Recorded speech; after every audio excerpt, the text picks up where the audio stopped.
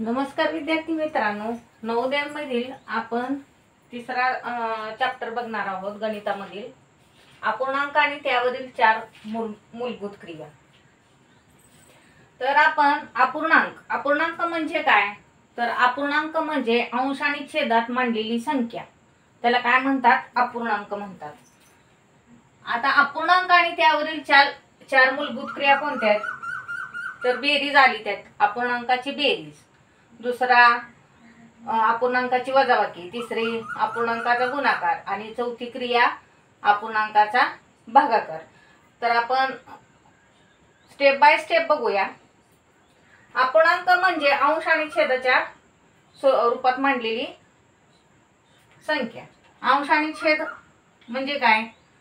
अंश म्हणजे आता 2/3, छेद म्हणजे वरची संख्या अंश झाली आणि खालची संख्या काय झाली? छेद झाली। अपूर्णांकामध्ये छेद समान असतील तर अपूर्णांकाची बेरीज कशी करतात ते बघूयात आपण। अपूर्णांकाचा जर छेद समान असेल,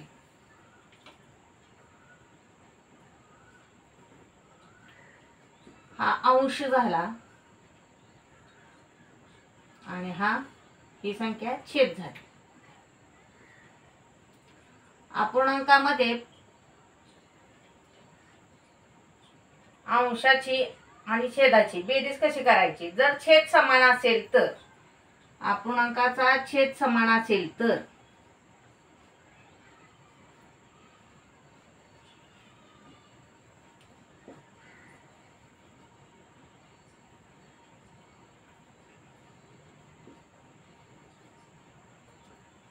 अपूर्णांकाचा छेद समान असेल तर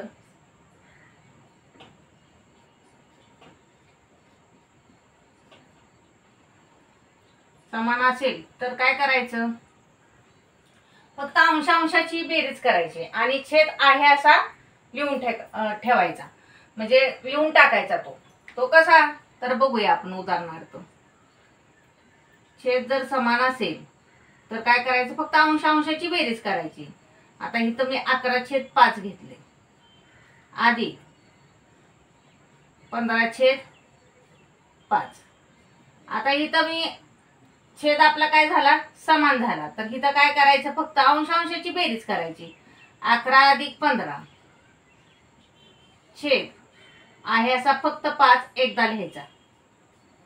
11 आणि 15, 5 आणि 1 6, 1 आणि 1 2, 26/5 हे झालं उत्तर। आता अपूर्णांकाचा छेद समान असेल तर फक्त अंशाची बेरीज करायची, छेद आहे असा लिहून टाकायचा। आता हेच आपण अपूर्णांकाची वजाबाकी कशी करायची? छेद समान असेल तर वजाबाकी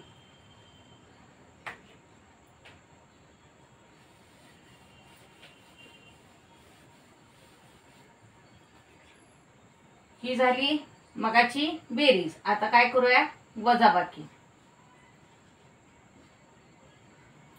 छेद समान असेल तर वजाबाकी। बघा आता इथं उदाहरणार्थ घेऊया। छेद समान असेल तर बेरजेसारखंच करायचंय, अंशाची वजाबाकी करायची आणि छेद आहे असा लिहून टाकायचा। ती वजाबाकी त्याची करायची नाही, छेदाची। बघा आता इथं मी घेते संख्या 18, 18/3 लिहूया, वजा 15/3। बघा इथं 18 - 15 छेद 3 आहे असा लिहून टाकायचा। 18तनं 15 गेले 3 छेद 3। आता इथं 3/3 आले। आता इथं आपल्याला संक्षिप्त रूप देता आलं तर देऊन टाकायचं। भाग जात असेल दोन्ही संख्येला एकाच संख्येनं जर दोन्ही संख्येला भाग जात असेल तर इथं आपण भाग घालून टाकूया। 3 × 1 = 3, उत्तर आलं 1। ह्याला म्हणतात संक्षिप्त रूप।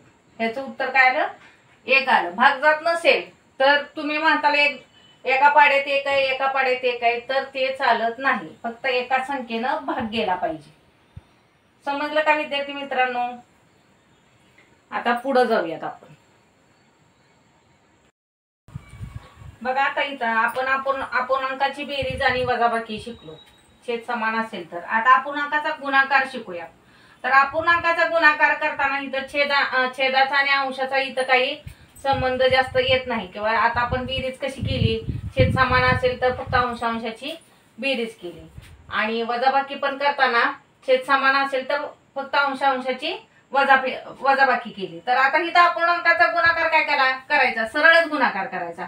उदाहरणार्थ बघा 13/3 गुणिले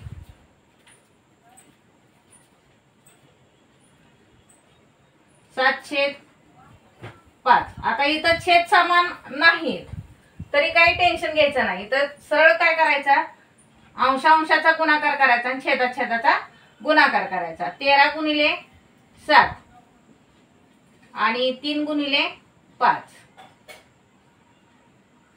13 91 आणि 3 15. आता इथं भाग जातोय का, एका संख्येनं वर 91 आहे आणि इथं खाली 15 आहे. कुठल्याही संख्येनं भाग जात नाही, म्हणजे इथं संक्षिप्त रूप देता येत नाही. उत्तर काय आलं आपलं 91/15. गणितामध्ये पाडा फार महत्वाचा आहे. पाडे फार उपयोगी पडतात गुणाकारामध्ये किंवा संक्षिप्त रूप येताना, त्यामुळे पाडे पाठ करा. आता इथं हाच फक्त भागाकार करूया, अपूर्णांकाचा भागाकार. अपूर्णांकाचा भागाकार करताना फक्त थोडीशी क्रिया वेगळी आहे. बघा अपूर्णांकाचा भागाकार.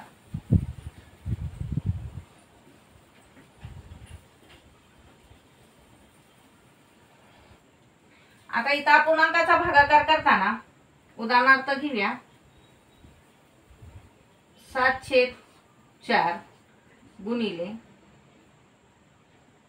5/9 गुणिले नाही सॉरी 7/4 भागिले, आपण भागाकार करतोय 7/4 भागिले 5/9. आता इथं काय करावं लागणार आहे तुम्हाला, उलटून गुणाकार करायचा. तर उलटून गुणाकार करायचा आहे काय, तर भागाकारची जी पुढची संख्या असते अपूर्णांकाची ती छेदस्थानची संख्या अंशस्थानी घ्यायची आणि अंशस्थानची संख्या छेदस्थानी, त्याला काय म्हणायचा, उलटून गुणाकार. 7/4 आता गुणिले करायचं, इथं वर भागिले, आता इथं उलटून गुणाकार करायचा आहे म्हणून इथं गुणाकाराचं चिन्ह द्यायचंय.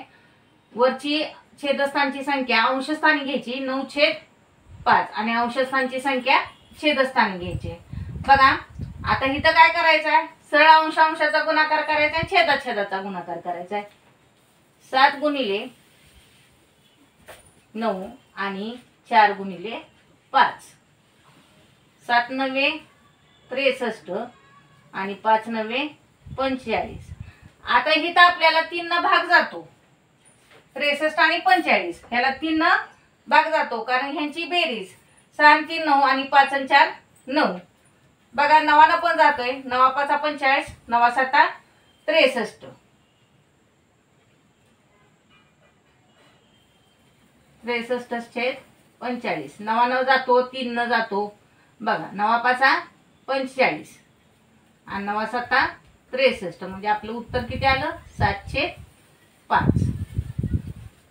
फक्त भागाकार करताना अवघड क्रिया कोणती असते की उलटून गुणाकार करायचा समजत नाही. तर उलटून गुणाकार कसा करायचा आहे, भागाकारची पुढची जी संख्या असती ती छेदस्थानची संख्या अंशस्थानी घ्यायची, अंशस्थानची संख्या छेदस्थानी घ्यायची. ह्या झाल्या अपूर्णांकामधील 4 क्रिया. आता ह्याच्यामध्ये आपला पुढचा भाग आहे व्यवहारी अपूर्णांक. व्यवहारी अपूर्णांकामध्ये आपण शिकूया. तोपर्यंत नमस्कार. व्हिडिओ आवडला असेल तर लाईक करा, सबस्क्राईब करा. धन्यवाद.